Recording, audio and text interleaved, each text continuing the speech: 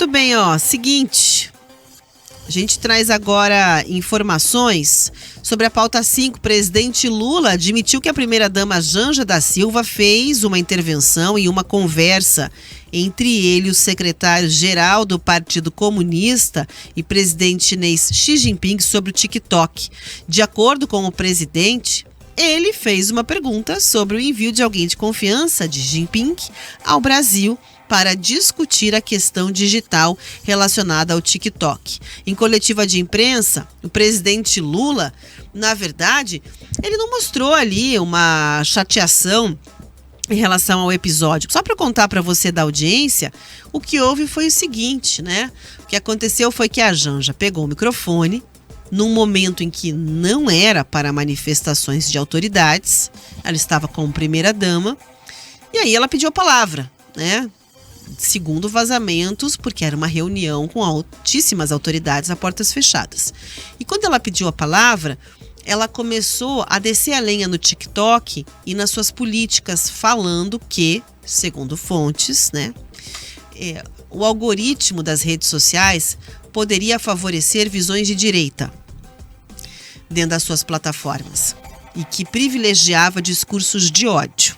Só que essa fala dela, que não foi no momento de discurso de debate, gerou um baita de um constrangimento. Por quê? O Xi Jinping respondeu, segundo fontes, também porque não há gravações, então a gente tem que colocar sempre aqui na condicional que isso teria ocorrido. E ele não respondeu de uma maneira pacífica. Ele respondeu num tom à altura de quem se sente ofendido e disse que o Brasil é livre para regular as redes. E que se o Brasil quiser, o Brasil, então, que faça como os Estados Unidos e crie uma política contra a empresa chinesa TikTok. Já tomou um revés? Não bastando isso, veio também a esposa do Xi Jinping e fez uma outra manifestação para externar o descontentamento com a tônica do que foi tratado. E detalhe, segundo fontes e apurações também, até então a viagem ia muito bem. A comitiva brasileira vinha se saindo muito bem com a promessa de investimentos, sair milionários no Brasil. Claro, teriam que se concretizar, porém, já é positivo como um resultado de viagem internacional. Você falou, olha, viajei, mas trouxe perspectivas de investimentos. E a partir daí, melou o clima, né? E o que aconteceu depois disso? Janja teria ficado, de certa maneira, mais distanciada da comitiva brasileira. Alguns atribuem que assessores do presidente e alguns nomes, né, que acompanham e fazem parte do grupo brasileiro teriam ficado insatisfeitos com a intervenção, constrangidos. Mas o presidente falou sobre o assunto e mostrou irritação. Agora, você acha que é irritação com a questão do contexto ruim da fala? Não. É com quem vazou a conversa para a imprensa. Vamos ouvir o que ele disse. Você sabe, primeira coisa que eu acho estranho é que como é que essa pergunta chegou à imprensa? Porque estava só meus ministros lá, o Alcolumbre e o Omar. Então alguém teve a pachorra de ligar para alguém e contar uma conversa que teve num jantar em que era uma coisa muito, mas muito confidencial e uma coisa muito pessoal.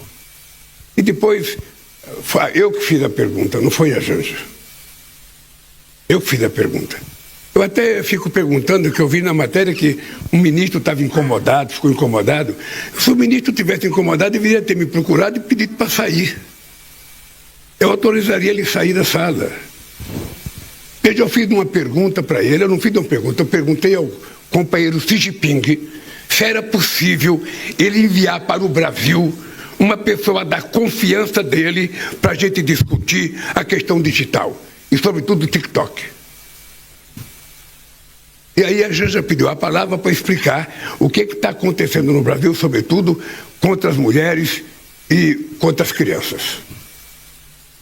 Foi só isso. E ele disse uma coisa que era óbvio: o Brasil tem o direito de fazer a regulamentação.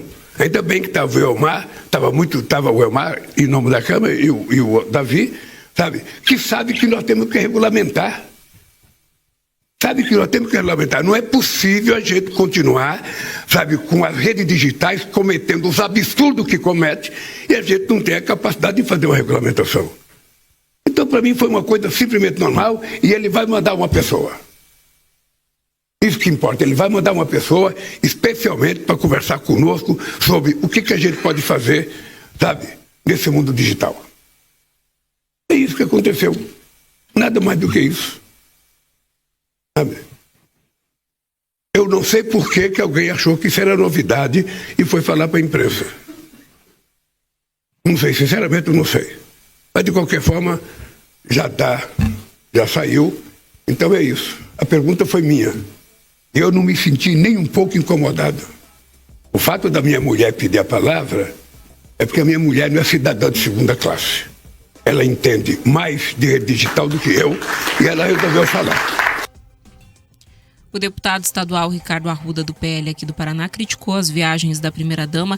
Ele diz que notificou o MPF e também o TCU pedindo informações a respeito. Eu lembro aqui que as viagens da primeira-dama já são alvo de ação na Justiça. O vereador de Curitiba, Guilherme Kilter, do Novo, apresentou uma denúncia afirmando que as viagens da primeira-dama, autorizadas por decretos presidenciais, ocorreram sem o respaldo legal e resultam em gastos desproporcionais para o Tesouro Nacional. Bom, então a gente tem um recorte ali do que pensa um paranaense, né? 2 curitibano, vereador e também o deputado estadual, e do que pensa o presidente da República. O presidente da República faz a defesa de Janja e a crítica não é sobre o posicionamento não condizer com o que se espera de uma primeira-dama. É o seguinte, pensar, todo mundo pode pensar tudo. Criticar, elogiar, ter sua visão de mundo, ninguém quer alterar aqui a visão da Janja. Tem que ter respeito com quem pensa de um jeito e de outro. Agora, o difícil é quando você vai representar um país num ambiente que existe ali um rito. Existe, uma representação brasileira. Então, ela foi com o pensamento dela de militante. Mas não é um espaço de militância, é um encontro de autoridades brasileiras. Ali não é a base do PT que está representada, são todos os brasileiros. E esse comportamento, a depender da cultura, você pode melar negócios, você pode ter complementos e, enfim, complicações decorrentes, porque são ritos, são autoridades que estão reunidas, são líderes de nações importantes. No boteco você fala o que você quiser, na bolha da militância você fala o que você quiser, e olha lá, devo colocar uma ressalva, porque eu lembro, do Elon Musk, no G20, no evento paralelo do G20, que aí depois foi o Lula. Fala, não, veja bem, temos que apaziguar o tom, temos que baixar o tom. Então, existe um momento para tudo na vida, mas não dá para perder a coerência e o fio da meada de entender que você está representando não só o seu ponto de vista. Você vai na sua rede social, faz o que você quiser. Você está representando um país numa viagem, como primeira-dama. E a primeira-dama não é de um lado nem de outro, e tem ritos a serem seguidos, Muito ruim e constrangedor esse episódio. A palavra principal eu diria que é essa, é rito, Rafa, porque a gente tem visto isso já há vários anos, no Brasil, como falas assim espontâneas de quem representa o poder, e aqui não se limita apenas a Lula, a gente viu isso também em gestões anteriores, especialmente em Bolsonaro, que falam ali espontaneamente o que pensam e que depois precisam inclusive de uma retratação por parte do Itamaraty. Então é importante que haja, assim, esse decoro, ou esse rito que é parte do cargo, especialmente quando a gente está falando de relações com outros países, com outros chefes de Estado. Mas nesse caso em específico é muito difícil, de fato, a gente fazer uma análise, justamente porque a gente tem uma fofoca, A gente não sabe ao certo o que foi que aconteceu dentro daquele contexto, mas de todo modo é muito ruim para o governo, especialmente para a figura de Lula.